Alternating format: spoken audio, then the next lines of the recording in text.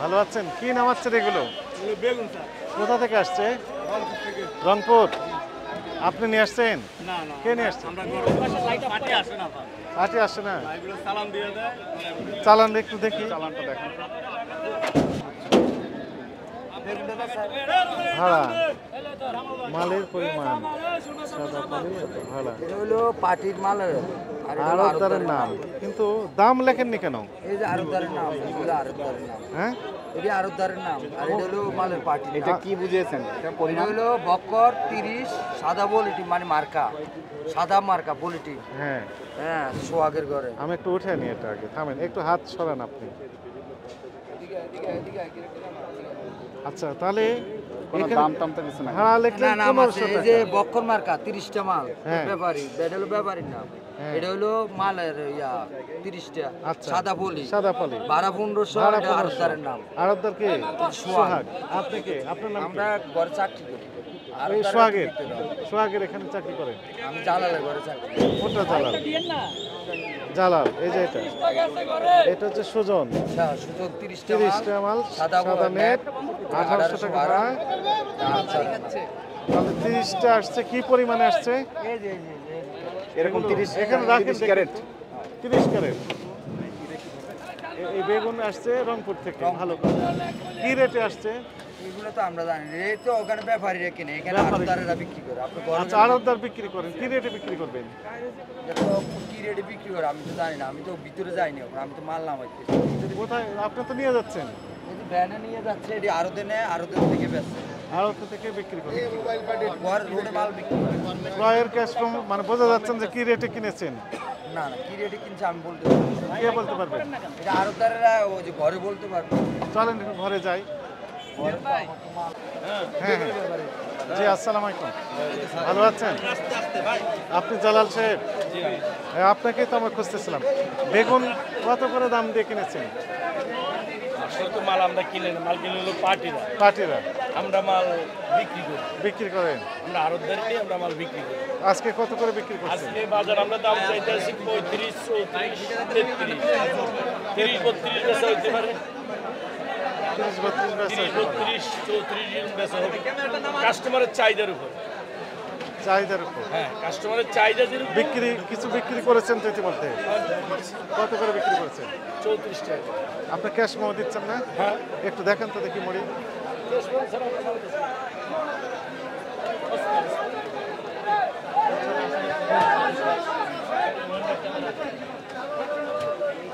আজকে দিয়েছেন সেটা আমরা একটু এটা হলো দেখি। কালকের মেমো।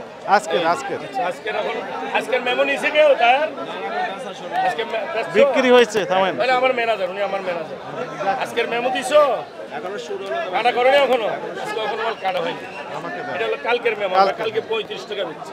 এই যে আমরা কালকে- পানির তো এখনো বিল লই নাই, মানে বাকি বেশি তো এখনো বিল আসে না। আচ্ছা, থামেন থামেন, আমাকে একটু কালকে বুঝিয়ে দিন। দেন, থামেন।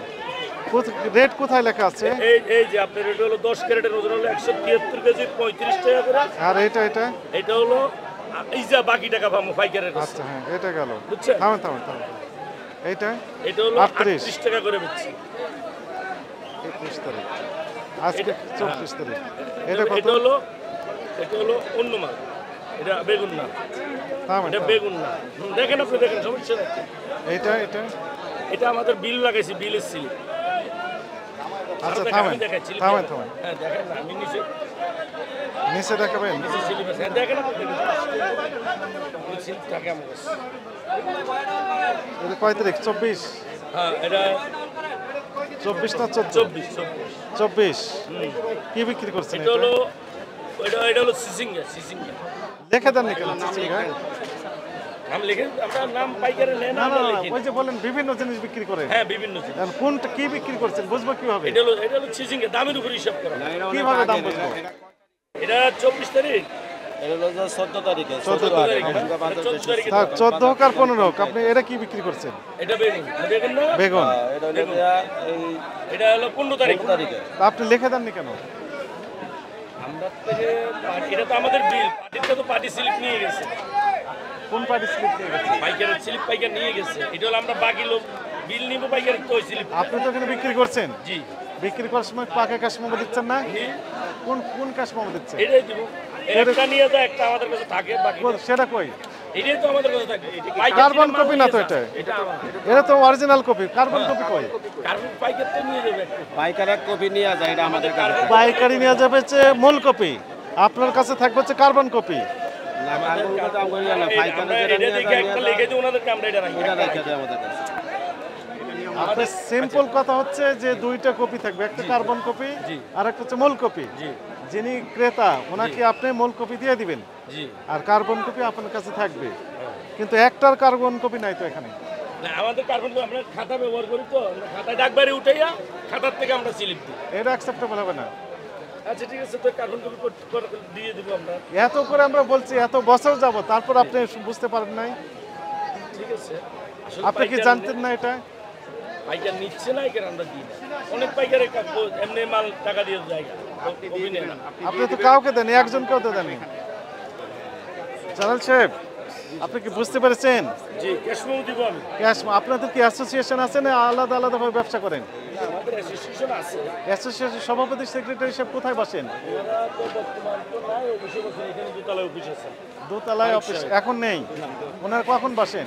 ওনারা সকাল 10টার পরে পাবে। 10টার পরে আমাদের অফিসে পাঠাবেন দয়া করে, ঠিক আছে, ওনাদেরকে আমাদেরকে ব্রিফ করতে হবে এই বিষয়ে। কথা বুঝেছেন? কোন অফিসে যাবে?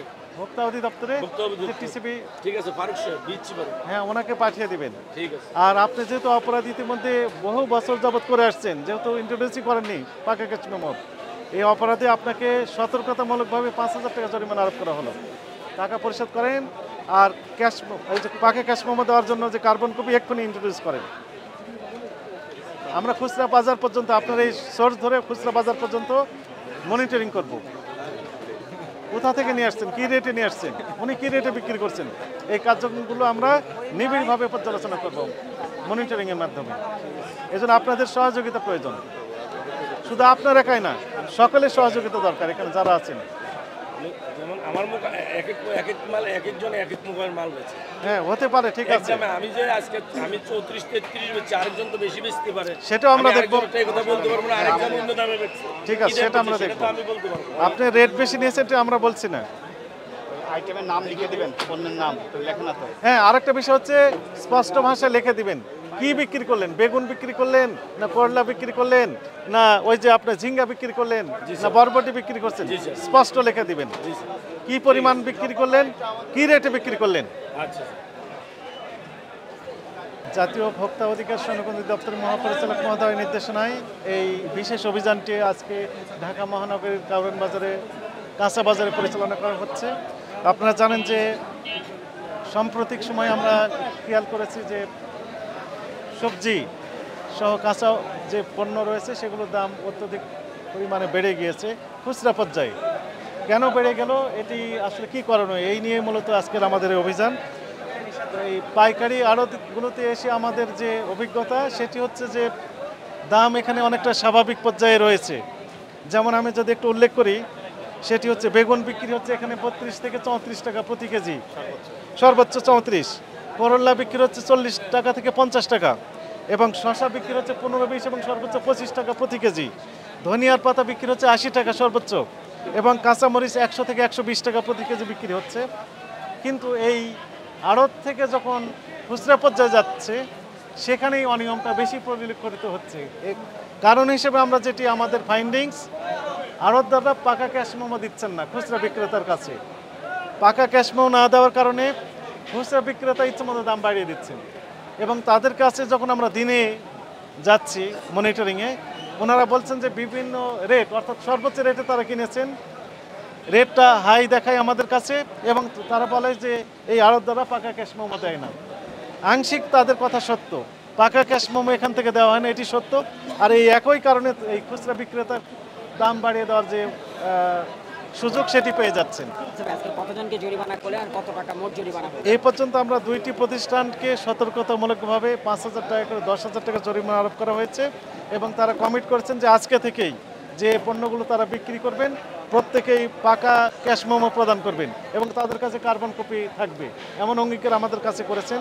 আমাদের মনিটরিং কার্যক্রম এই রাতভর চলবে, এবং আমরা নিশ্চিত করতে চাই যে এখান থেকে যে মালামালগুলো বিক্রি হবে প্রত্যেক আড়তদার জন্য পাকা ক্যাশ মেমো প্রদান করেন, এবং তাদের কাছে কার্বন কপি থাকবে এবং একই সাথে এখানে একটা অ্যাসোসিয়েশন রয়েছে আড়তদারদের অ্যাসোসিয়েশনের যে সভাপতি সেক্রেটারি সাহেব এখন এখানে পাওয়া যাচ্ছে না, তাদেরকে আগামীকাল দিনে আমরা ডেকে নিব এবং নিয়ে এই বিষয়ে আশু করণীয় কী এই বিষয়ে তাদেরকে দিক নির্দেশনা দেওয়া হবে এবং আমাদের মহাপরিচালক মহোদয় সহ ঊর্ধ্বতন কর্তৃপক্ষের কাছে আমরা একটা প্রতিবেদন প্রদান করব এবং এটি নিশ্চিত করার জন্য অর্থাৎ পাকা ক্যাশ মেমো নিশ্চিত সহ অন্যান্য যে বিষয়গুলো আছে সেগুলো নিশ্চিত করার জন্য যা যা করণীয় সেই বিষয়ে আমার মনে হয় সেগুলো করা হবে।